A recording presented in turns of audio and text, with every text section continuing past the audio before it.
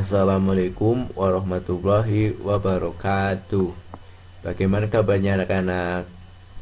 Ya, sekarang pelajarannya IPA tentang perkembangbiakan makhluk hidup. Sebelum kita ke materi, kita harus mengetahui dulu standar kompetensi dan kompetensi dasarnya. Standar kompetensinya yaitu memahami perkembangbiakan makhluk hidup, jenis perkembangbiakan pada makhluk hidup manusia, hewan, dan tumbuhan. Sedangkan kompetensi dasarnya yaitu mendeskripsikan perbedaan perkembangbiakan makhluk hidup manusia, hewan, dan tumbuhan. Nah, setelah kita mengetahui standar kompetensi dan kompetensi dasarnya, kita langsung saja ke materi.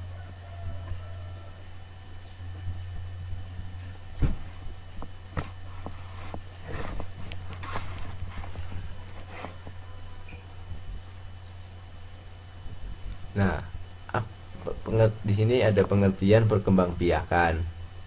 Apa itu perkembangbiakan? Salah satu ciri dari makhluk hidup yaitu berkembang biak.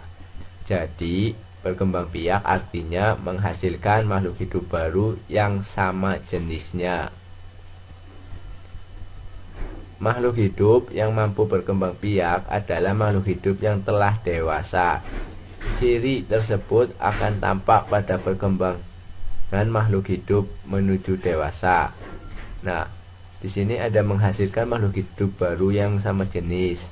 Jadi, perkembangbiakan itu menghasilkan makhluk hidup baru yang sejenis. Misalnya, manusia akan menghasilkan manusia, tidak mungkin menghasilkan hewan. Itu merupakan ciri makhluk hidup yang berkembang biak yang sejenis. Nah, kita langsung saja ke perkembangbiakan makhluk hidup. Perkembangbiakan makhluk hidup itu dibagi menjadi 3. Yang pertama manusia, yang kedua hewan, yang ketiga tumbuhan. Nah, kita langsung saja ke perkembangbiakan makhluk hidup manusia.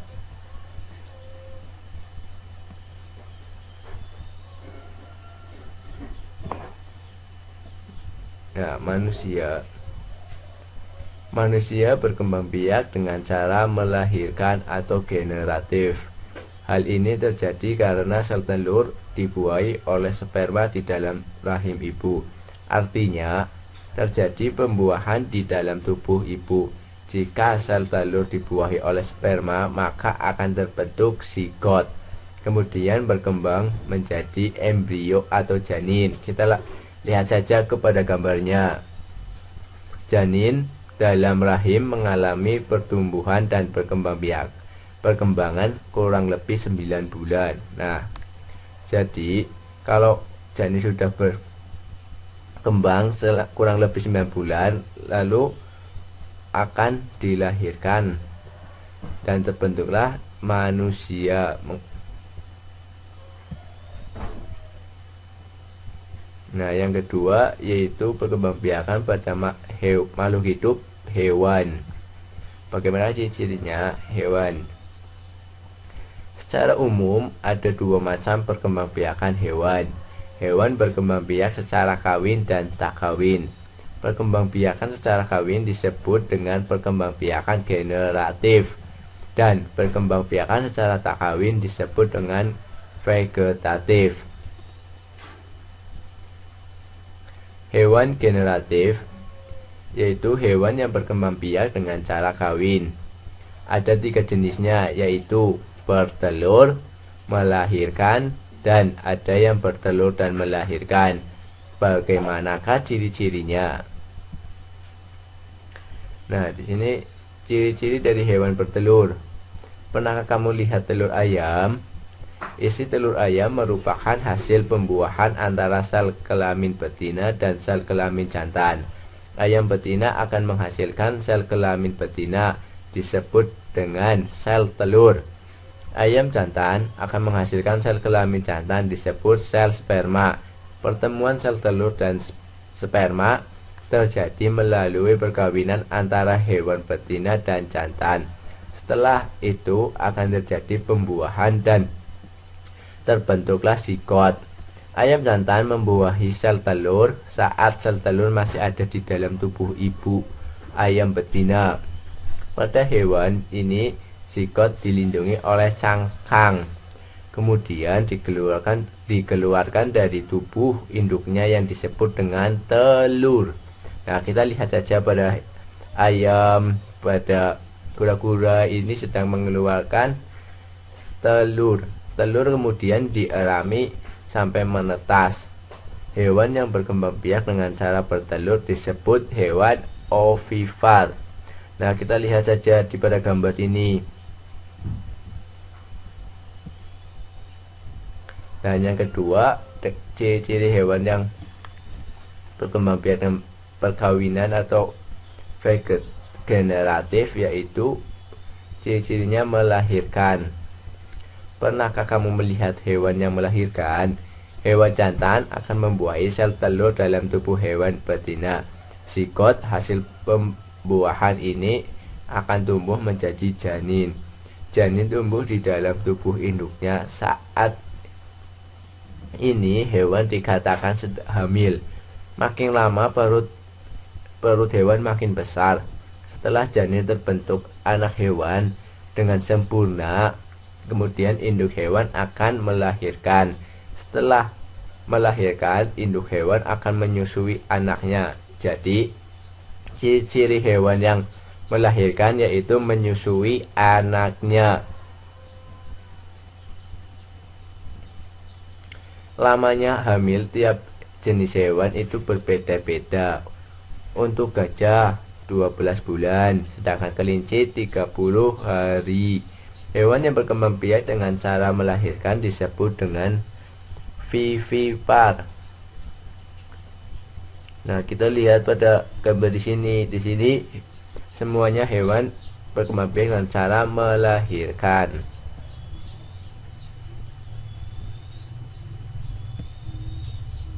Nah, yang ketiga, ciri hewan yang berkembang biak dengan generatif yaitu melahirkan dan bertelur. Cara berkembang biak dengan bertelur dan beranak disebut ovipar. Induk hewan yang berkembang biak secara ovipar akan bertelur, tetapi telur berada di dalam tubuh induk. Embrio hewan berkembang di dalam telur dan makanannya tidak berasal dari induk, tetapi berasal dari cadangan makanan yang terdapat dalam telurnya.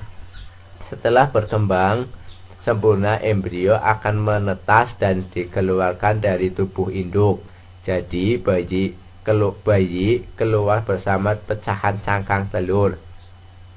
Nah, pada hewan ovipar ini telurnya itu tidak langsung dikeluarkan, tetapi berada di dalam tubuh induknya. Setelah menetas, lalu telur hewannya dikeluarkan bersama dengan cangkang telurnya, seperti hewan kadal, ular, paus, buaya, dan lain-lain. Nah, sekarang hewan vegetatif. Hewan vegetatif yaitu hewan yang berkembang biak dengan cara tidak kawin, hanya terjadi pada hewan yang tingkat rendah. Jadi, hewan vegetatif itu terjadi pada hewan tingkat rendah. Perkembangbiakan secara tidak kawin dapat dilakukan dengan beberapa cara, seperti yang pertama, membentuk tunas, yang kedua, fragmentasi, yang ketiga, membelah diri. Bagaimanakah ciri-cirinya? Kita langsung saja. Yang pertama, tunas. Tunas terbentuk dari dinding tubuh induk yang menonjol. Tunas ini dapat tumbuh membesar. Setelah membesar, tunas memisahkan diri dari induknya. Kemudian tunas tumbuh menjadi individu yang baru. Contohnya pada hydra, hewan hydra ini contohnya ini. Setelah membesar, dia akan melepaskan diri, akan membentuk individu yang baru. Ini contoh hewan hidra, merupakan hewan yang berkembang biak dengan tunas. Yang kedua yaitu membelah diri, terjadi pada hewan yang bersel satu. Jadi hewan yang berkembang biak dengan cara membelah diri itu terjadi hanya pada hewan yang bersel satu. Contohnya seperti amuba, protozoa, paramecium, dan virus. Nah, ini gambarnya. Dari ini muncul pertama kali yaitu sel membelah menjadi dua. Setelah terbelah menjadi dua, hewan tersebut akan membelah diri. Nah, ini contohnya. Setelah ini akan menghasilkan hewan yang baru. Yang ketiga yaitu fragmentasi atau pemotongan bagian tubuh. Induk hewan memotong bagian tubuhnya sendiri tanpa merasa sakit. Kemudian potongan tersebut tumbuh menjadi individu baru. Hewan yang berkembang biak dengan fragmentasi seperti cacing pipih. Nah, kita lihat di sini. Di sini bermula hanya satu hewan. Lalu kemudian hewan tersebut, cacing pipih ini, membelah diri menjadi dua bagian. Nah, setelah itu akan menghasilkan hewan yang baru, akan menghasilkan hewan individu baru. Nih, sehingga menjadi dua. Setelah kita mempelajari perkembangbiakan pada hewan, kita akan mempelajari perkembangbiakan pada tumbuhan. Yang ketiga yaitu perkembangbiakan makhluk hidup pada tumbuhan. Apa itu tumbuhan? Secara umum ada dua macam perkembangbiakan pada tumbuhan. Tumbuhan berkembang biak secara kawin dan tak kawin. Perkembangbiakan secara kawin disebut perkembangbiakan generatif, seperti pada hewan. Sedangkan perkembangbiakan secara tak kawin disebut dengan vegetatif. Nah, di sini seperti pada hewan, berarti ada dua cara, yaitu dengan cara kawin dan tidak kawin. Tumbuhan generatif atau kawin. Perkembangbiakan generatif pada tumbuhan yaitu terjadinya tumbuhan baru yang didahului dengan penyerbukan. Nah, kita lihat pada gambar ini. Ini saat proses penyerbukan. Penyerbukan merupakan peristiwa jatuhnya serbuk sari yang mengandung sel kelamin jantan ke kepala putik yang mengandung sel kelamin betina. Alat perkembangbiakan generatif tumbuhan terdapat pada bunga. Jadi perkembangbiakan generatif itu terjadinya pada bunga. Kita lihat pada gambar ini.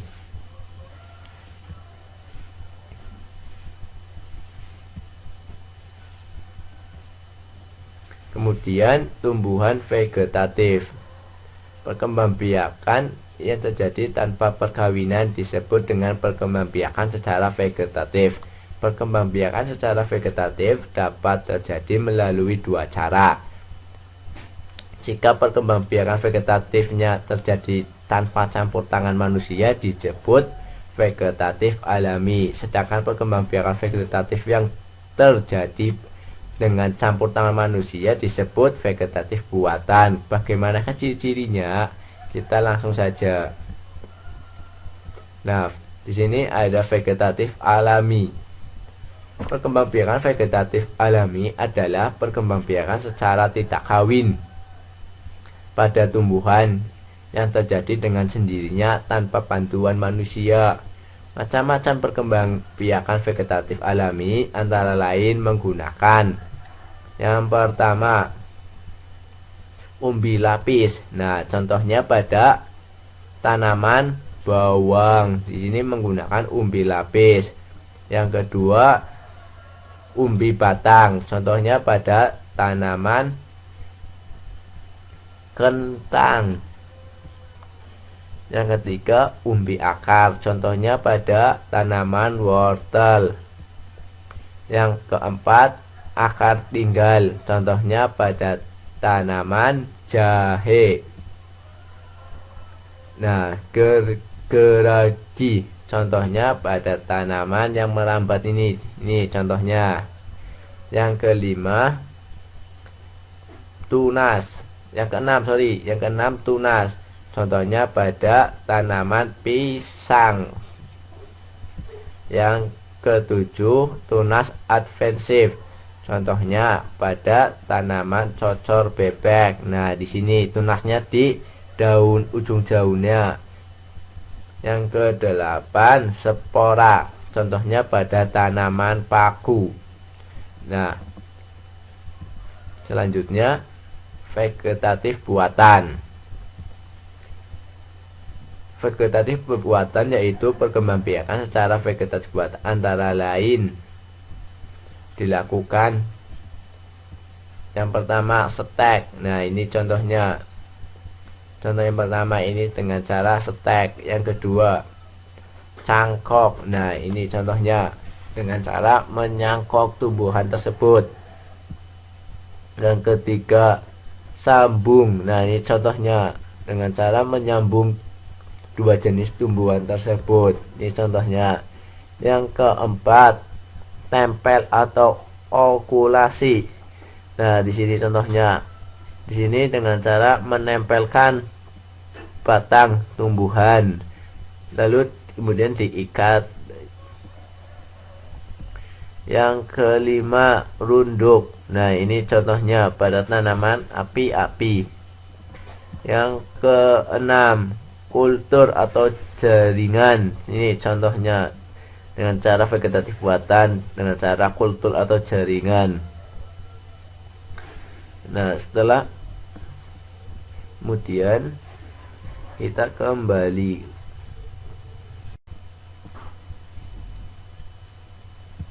Ya, setelah kita mempelajari materinya, kita dituntut untuk latihan.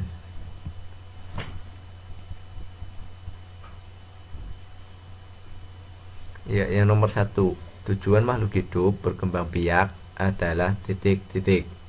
A. Melestarikan jenisnya. B. Melestarikan lingkungannya.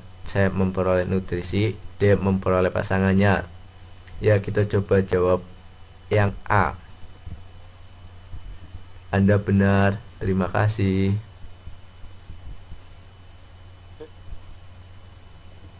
Yang nomor 2, hewan yang bertelur dan melahirkan disebut juga titik-titik. A. Vivipar. B.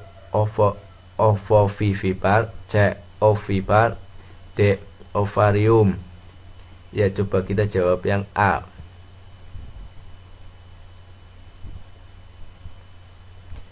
Anda salah, coba lagi.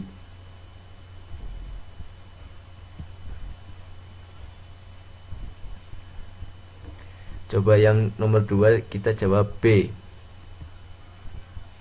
Anda benar, terima kasih.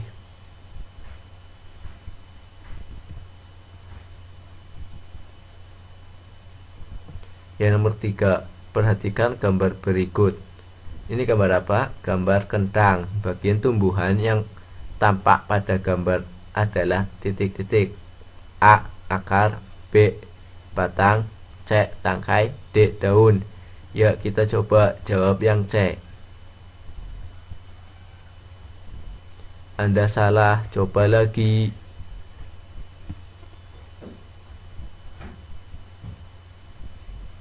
Coba kita jawab yang B. Anda benar, terima kasih.